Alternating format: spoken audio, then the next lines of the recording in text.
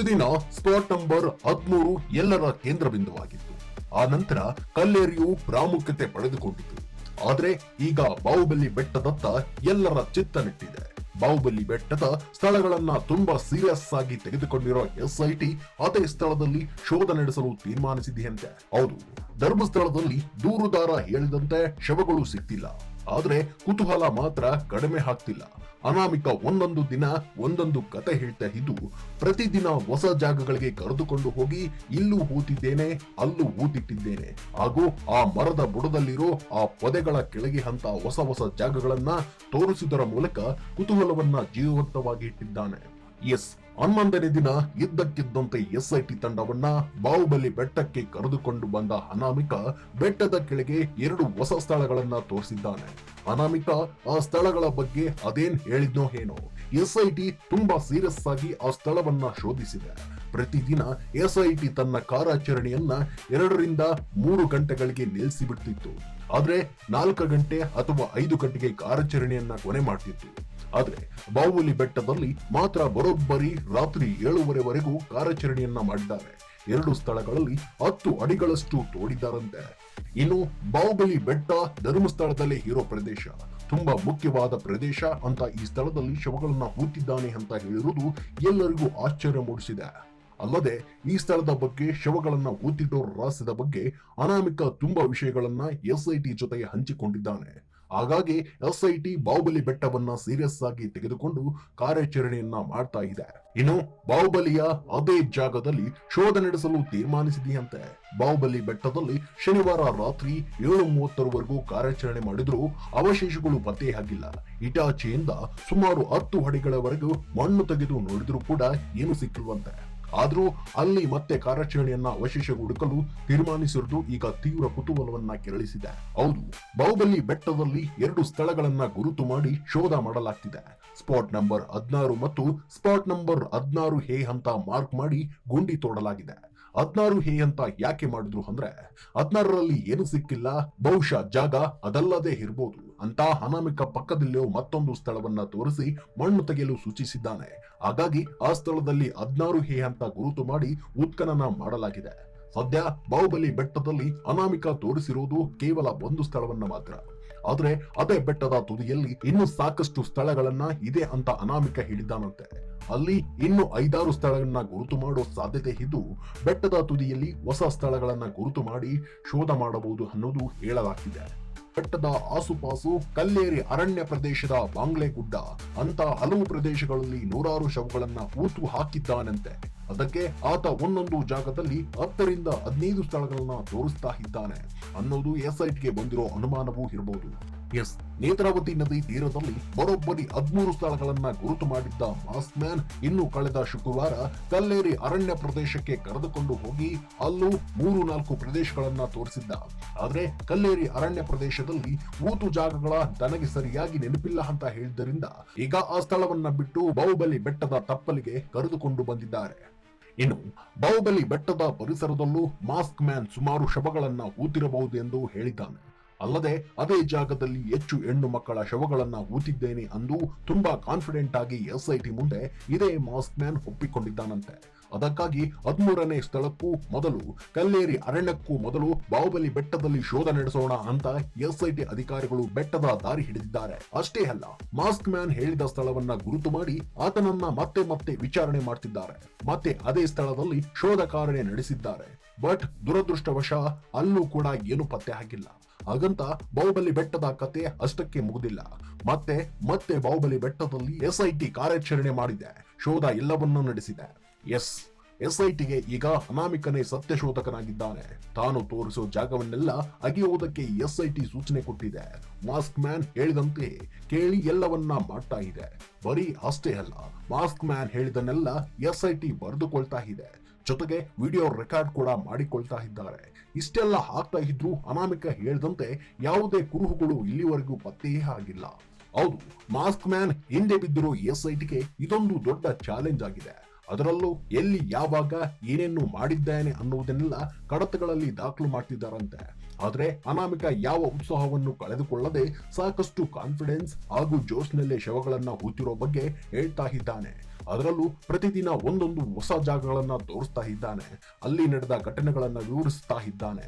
ಅದೇ ರೀತಿ ಈಗ ಬಾಹುಬಲಿ ಬೆಟ್ಟಕ್ಕೆ SITಯನ್ನ ಕರೆದುಕೊಂಡು ಬಂದಿರೋ ಅನಾಮಿಕ ಬಾಹುಬಲಿ ಬೆಟ್ಟದ ಬಗ್ಗೆಯೂ ಹಲವು ವರ್ಷಗಳ ಹಿಂದೆ ನಡೆದ ಘಟನೆಗಳ ಬಗ್ಗೆಯೂ SIT ಮುಂದೆ ಹೇಳ್ತಾ ಇರೋದು SITಗೆ ನಂಬುವುದೋ ಬಿಡುವುದೋ ಅನ್ನೋದೇ ಕನ್ಫ್ಯೂಸ್ ಆಗಿರೋದು. ಇನ್ನು ಇದೇ ಬಾಹುಬಲಿ ಬೆಟ್ಟಕ್ಕೆ ಎಂಟ್ರಿ ಕೊಟ್ಟ SIT ಟೀಮ್ ಇದೇ ಬೆಟ್ಟದಲ್ಲಿ 2 ಮಾರ್ಗಗಳನ್ನ ಮಾಡಿದ್ರು. ಮಾರ್ಕ್ ಮಾಡಿದ ಸ್ಥಳಗಳಲ್ಲಿ ಉತ್ಖನನ ಮಾಡಿದ್ರು, ಬಟ್ ಕೊನೆಗೆ ಅಲ್ಲಿ ಏನು ಕೂಡ ಸಿಗಲಿಲ್ಲ. ಸಿಗದೆ ಇದ್ದ ಮೇಲೆ ಶನಿವಾರ ವಾಪಸ್ ಹೋಗಿದ್ರು. ಅಲ್ಲಿಗೆ ಬಾಹುಬಲಿ ಬೆಟ್ಟದ ಕಥೆಯು ಮುಗಿತು ಅಂತ ಎಲ್ಲರೂ ಅಂದುಕೊಂಡಿದ್ರು. ಆದ್ರೆ ಪಿಕ್ಚರ್ ಬಾಕಿ ಅಂತಿದ್ದಾರೆ SIT ಅಧಿಕಾರಿಗಳು. ಹೌದು, ಬಾಹುಬಲಿ ಬೆಟ್ಟದಲ್ಲಿ ಇನ್ನೂ ಕಾರ್ಯಾಚರಣೆ ಅಂತ್ಯವಾಗಿಲ್ವಂತೆ. ಶನಿವಾರ 2 ಸ್ಥಳಗಳಲ್ಲಿ ಉತ್ಖನನ ಮಾಡಿದ್ರು ಸಹ ಅಲ್ಲಿ ಜಾಗದ ಸರಿಯಾಗಿ ಗೊತ್ತಾಗದೇ ಇರೋದ್ರಿಂದ ಒಂದರ ನಂತರ ಮತ್ತೊಂದು ಸ್ಥಳದಲ್ಲಿ ಶೋಧ ಮಾಡಲಾಗ್ತಿತ್ತು.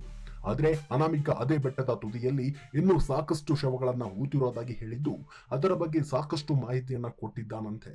ಅದಕ್ಕೆ ಸೋಮವಾರ ಕೂಡ ಬಾಹುಬಲಿ ಬೆಟ್ಟದಲ್ಲಿ ಉತ್ಖನನ ನಡೆಸಿದ್ರು. ಬಾಹುಬಲಿ ಬೆಟ್ಟ ಧರ್ಮಸ್ಥಳದ ಒಳಗಡೆಯೇ ಇರೋ ಪ್ರದೇಶ, ಹಾಗಾಗಿ ಅಲ್ಲಿ ಹೆಚ್ಚು ಶವಗಳನ್ನ ಹೂತಿರೋ ಸಾಧ್ಯತೆ ಇದೆ ಅಂತ ಕೆಲವರು ಹೇಳ್ತಾ ಇದ್ದಾರೆ. ಈಗ ಅನಾಮಿಕ ಸಹ SIT ಮುಂದೆ ಅದನ್ನೇ ಹೇಳಿದ್ದಾನಂತೆ. ಬಾಹುಬಲಿ ಬೆಟ್ಟದ ತುದಿಯಲ್ಲಿ ಹೆಚ್ಚು ಶವಗಳನ್ನ ಹೂತಿದ್ದೇನೆ, ಸುಮಾರು 10 ಶವಗಳನ್ನ ಹೂತು ಹಾಕಿದ್ದೇನೆ ಅಂತ ಹೇಳ್ತಾ ಇದ್ದಾನೆ. ಇದರ ಜೊತೆಗೆ ಅನಾಮಿಕ ವ್ಯಕ್ತಿ ಧರ್ಮಸ್ಥಳದಲ್ಲೇ ಕೆಲಸ ಮಾಡಿಕೊಂಡಿದ್ದೆ ಅಂತ ಹೇಳೋದ್ರಿಂದ ಆತ ಹತ್ತಿರದಲ್ಲಿರೋ ಬಾಹುಬಲಿ ಬೆಟ್ಟದಲ್ಲಿ ಶವಗಳನ್ನ ಹೂತಿರೋ ಸಾಧ್ಯತೆ ಇದೆ. ರಾತ್ರಿ ಹೊತ್ತು ತುಂಬಾ ದೂರ ಹೋಗಿ ಶವಗಳನ್ನ ಹೂಳುವ ಬದಲು ಬಾಹುಬಲಿ ಬೆಟ್ಟದ ತುದಿಗೆ ತಂದು ಹಾಕಿರಬಹುದು. ಇನ್ನು ಈ ಭಾಗದಲ್ಲಿ ಹೆಚ್ಚು ಮಹಿಳೆಯರು ಮತ್ತು ಹೆಣ್ಣು ಮಕ್ಕಳು ಶವಗಳು ಹೂತಿರುವುದಾಗಿ ಹೇಳಿದರಿಂದ SIT ಸಹ ಈ ಸ್ಥಳದ ಬಗ್ಗೆ ಫುಲ್ ಸೀರಿಯಸ್ ಆಗಿದೆಯಂತೆ. ಹೌದು, ಅಲ್ಲಿ 100 ಶವಗಳನ್ನ ಹೂತು ಹಾಕಿದ್ದೆ ಅಂತ ಹೇಳ್ತಿರೋ ಮಾಸ್ ಮ್ಯಾನ್ ಒಂದೊಂದು ಭಾಗದಲ್ಲಿಯೂ ಕೂಡ 15 ಶವಗಳನ್ನ ಹೂತಿರುವುದಾಗಿ ಒಪ್ಪಿಕೊಂಡಿದ್ದಾನೆ. ನೇತ್ರಾವತಿ ನದಿ ತೀರದ ಬಾಹುಬಲಿ ಬೆಟ್ಟದ ಆಸುಪಾಸು, ಕಲ್ಲೇರಿ ಅರಣ್ಯ ಪ್ರದೇಶದ ಬಾಂಗ್ಲೆಗುಡ್ಡ ಅಂತ ಹಲವು ಪ್ರದೇಶಗಳಲ್ಲಿ 100 ಶವಗಳನ್ನ ಹೂತು ಹಾಕಿದ್ದಾನಂತೆ. ಅದಕ್ಕೆ ಆತ ಒಂದೊಂದು ಜಾಗದಲ್ಲಿ 10 ರಿಂದ 15 ಸ್ಥಳಗಳನ್ನ ತೋರಿಸ್ತಾ ಇದ್ದಾನೆ ಅನ್ನೋದು SITಗೆ ಬಂದಿರೋ ಅನುಮಾನವೂ ಇರಬಹುದು. ನೇತ್ರಾವತಿ ನದಿ ತೀರದಲ್ಲಿ ಬರೋಬ್ಬರಿ 13 ಸ್ಥಳಗಳನ್ನ ಗುರುತು ಮಾಡಿದ್ದ ಮಾಸ್ಕ್ ಮ್ಯಾನ್ ಇನ್ನು ಕಳೆದ ಶುಕ್ರವಾರ ಕಲ್ಲೇರಿ ಅರಣ್ಯ ಪ್ರದೇಶಕ್ಕೆ ಕರೆದುಕೊಂಡು ಹೋಗಿ ಅಲ್ಲೂ 3-4 ಪ್ರದೇಶಗಳನ್ನ ತೋರಿಸಿದ್ದ. ಆದ್ರೆ ಕಲ್ಲೇರಿ ಅರಣ್ಯ ಪ್ರದೇಶದಲ್ಲಿ ಹೂತು ಜಾಗಗಳ ತನಗೆ ಸರಿಯಾಗಿ ನೆನಪಿಲ್ಲ ಅಂತ ಹೇಳಿದ್ದರಿಂದ ಈಗ ಆ ಸ್ಥಳವನ್ನ ಬಿಟ್ಟು ಬಾಹುಬಲಿ ಬೆಟ್ಟದ ತಪ್ಪಲಿಗೆ ಕರೆದುಕೊಂಡು ಬಂದಿದ್ದಾರೆ. ಇನ್ನು ಬಾಹುಬಲಿ ಬೆಟ್ಟದ ಪರಿಸರದಲ್ಲೂ ಮಾಸ್ಕ್ ಮ್ಯಾನ್ ಸುಮಾರು ಶವಗಳನ್ನ ಹೂತಿರಬಹುದು ಎಂದು ಹೇಳಿದ್ದಾನೆ. ಅಲ್ಲದೆ ಅದೇ ಜಾಗದಲ್ಲಿ ಹೆಚ್ಚು ಹೆಣ್ಣು ಮಕ್ಕಳ ಶವಗಳನ್ನ ಹೂತಿದ್ದೇನೆ ಅಂದು ತುಂಬಾ ಕಾನ್ಫಿಡೆಂಟ್ ಆಗಿ SIT ಮುಂದೆ ಇದೇ ಮಾಸ್ಕ್ ಮ್ಯಾನ್ ಒಪ್ಪಿಕೊಂಡಿದ್ದಾನಂತೆ. ಅದಕ್ಕಾಗಿ 13ನೇ ಸ್ಥಳಕ್ಕೂ ಮೊದಲು ಕಲ್ಲೇರಿ ಅರಣ್ಯಕ್ಕೂ ಮೊದಲು ಬಾಹುಬಲಿ ಬೆಟ್ಟದಲ್ಲಿ ಶೋಧ ನಡೆಸೋಣ ಅಂತ SIT ಅಧಿಕಾರಿಗಳು ಬೆಟ್ಟದ ದಾರಿ ಹಿಡಿದಿದ್ದಾರೆ. ಅಷ್ಟೇ ಅಲ್ಲ, ಮಾಸ್ಕ್ ಮ್ಯಾನ್ ಹೇಳಿದ ಸ್ಥಳವನ್ನ ಗುರುತು ಮಾಡಿ ಆತನನ್ನ ಮತ್ತೆ ವಿಚಾರಣೆ ಮಾಡ್ತಿದ್ದಾರೆ.